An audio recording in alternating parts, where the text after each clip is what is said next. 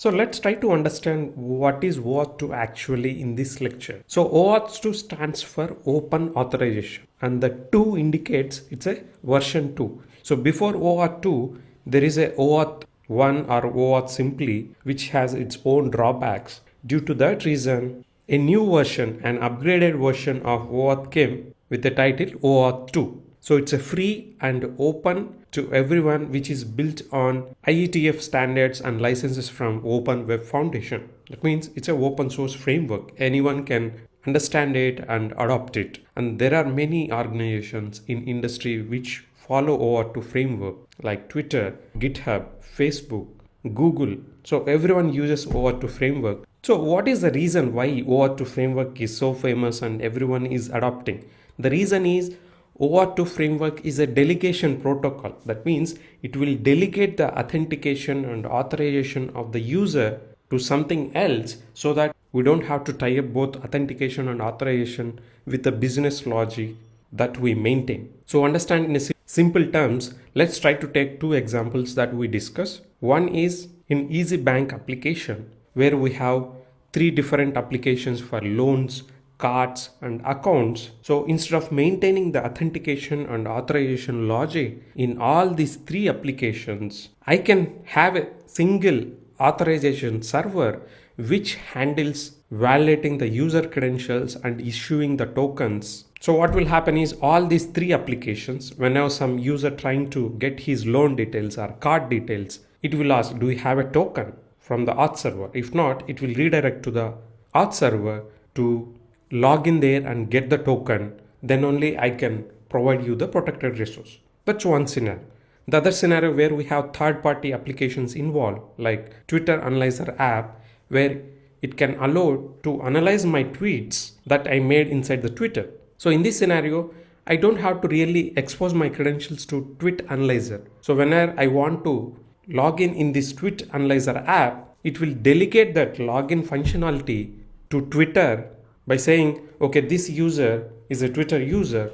I don't want to take his credentials to perform authentication and authorization. I will redirect to Twitter authorization server where he can enter his own credentials and I'll get a token from the Twitter which I can use for all further communications to get the resources about the user. So this is one of the other scenario. So basically you can think OAuth2 will allow you to decouple your authentication and authorization flow to another server called authorization server, and at the same time it will encourage you to maintain all your protected resources separately, like my accounts, my loans, my cards, inside a separate server called resource server, which means we are clearly drawing a boundary between authentication and actual protected resources. The auth server can take off authentication and authorization, whereas the resource server will hold the resources, and if someone asks to give the resources, it will ask for the tokens from the auth server.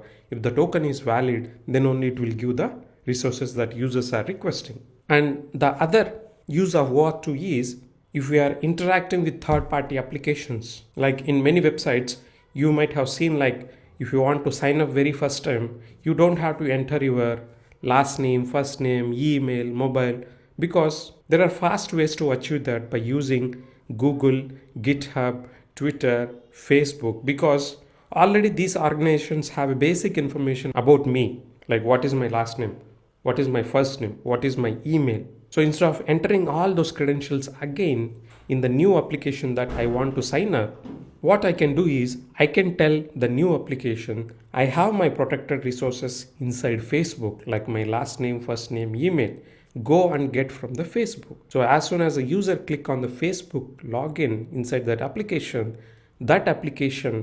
will redirect to Facebook login page where I can enter my credentials. Once my authentication is successful, Facebook will share a token to this new application to get basic details about me so that the registration flow will be fast and efficient. So these are the most common uses of adopting the OAuth2 framework. In many ways, you can think OAuth2 token, the token that is issued by the authorization server inside a OAuth2 framework, is like a temporary access card. So instead of providing the credentials again and again, this temporary access token will help me or will help the third-party APIs to access my protected resources. And whenever that expiry reaches or whenever someone invalidate my access token inside the auth server, definitely I have to re-log in again. So instead of sharing our actual credentials like master key, I'll get a temporary access card, which we call it as a access tokens inside OAuth2 framework. So now we have a basic understanding of what OAuth2.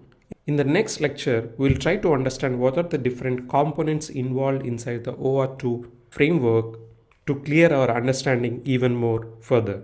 So don't worry if you're not clear what I'm saying now about OAuth2, because in the coming lectures, you will get more clear understanding about it. Thank you and see you in the next lecture. Bye.